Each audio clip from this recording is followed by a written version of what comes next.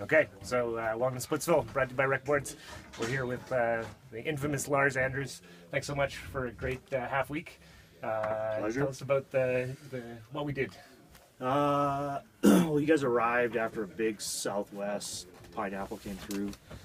Typically that just snows here, which is why we get so much snow on those big pineapples. But the issue with that one was there was lots of warm air aloft, so we got nuked at about 40 minutes of rain, which annihilated the snowpack right to the top of the mountains.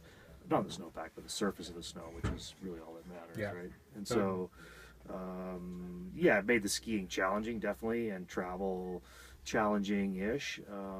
So the goal with that is just to shift to kind of change expectations and things like that. So steep terrain, mountaineering, things like that. We had the stability to go into some steep terrain, so I did the Cool R Tour of 2015. Yeah, spectacular. Yeah.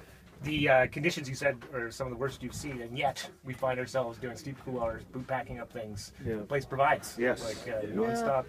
Yeah, I mean, part of it's knowing the terrain so well, and so understanding what it's capable of producing, and then drawing the line through it, you know, and making sure that people are getting, for the conditions, the best possible experience.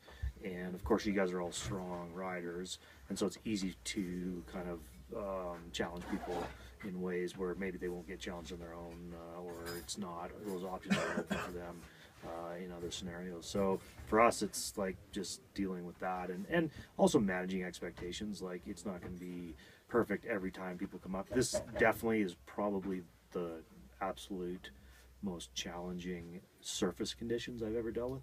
But you know, if you juxtapose that against something like instabilities and things like that, this is much easier to manage.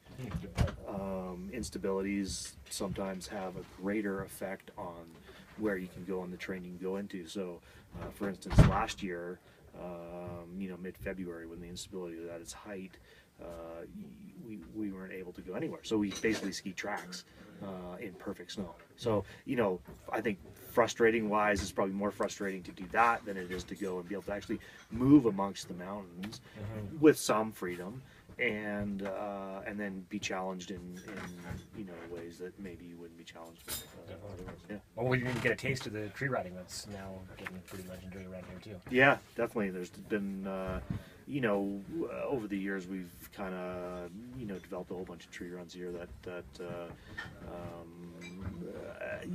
in almost interior quality tree skiing, and so that's been really fun for me, and it's fun for me to go. I love skiing the trees, and so it's right on. special. Yeah. Well, thanks so much. And where can people find more information about Whitecap Alpine? Whitecapalpine.ca is the website.